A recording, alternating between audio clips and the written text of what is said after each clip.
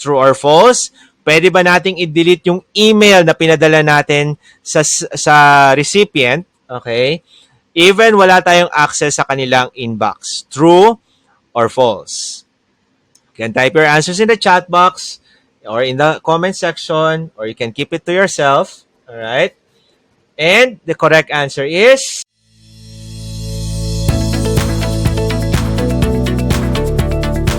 Hello everyone and welcome to another episode of the EdTech Explorer. My name is Romeo, your Google Workspace for Education Certified Trainer from the Philippines. Ayan, and if it's your first time here to our channel, welcome. Ayan, and please don't forget to subscribe and hit the notification button so you'll know our latest events and videos. Ayan, and of course po, meron din po kaming Facebook page called the EdTech Explorer. Ayan. So make sure to like and follow us as well, ha? So you'll always be updated. Ayan. So maraming salamat po in advance. Ayan.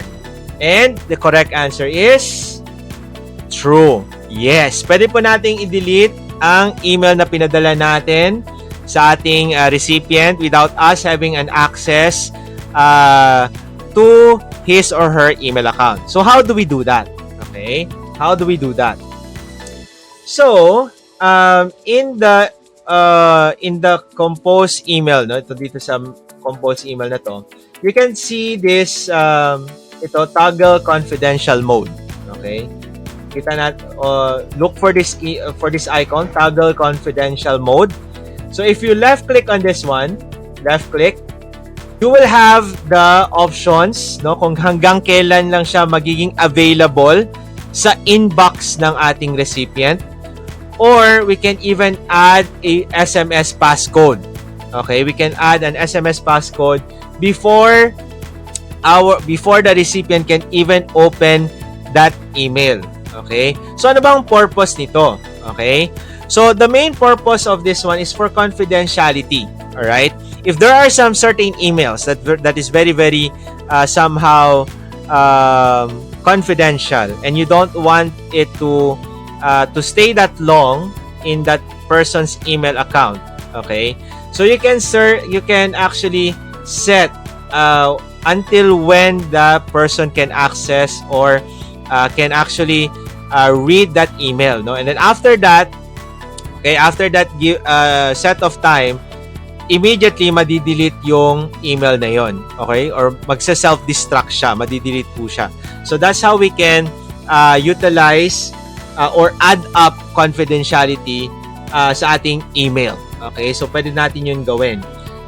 Again, this is very useful for sensitive contents, no? So para pag na-send natin siya, and then depende sa setup natin, after that period of time, automatically madidelete yung email na pinadala natin. Okay, so that way medyo safe tayo doon, no? Of course, this is just one way to this is just one way of securing the confidentiality of our emails, no? There are other ways to do it. Okay, so of course, as much as possible, kung medyo importante talaga yung details, and then masyado siyang sensitive, let's make sure na parang hindi siya matitrace, no? We don't send it through email, pero kung kailangan talaga, then probably pwede nating magamit itong self-destruct na feature ng ating Gmail. Okay, so again, it depends on you how you want to utilize this function or this feature of the Gmail.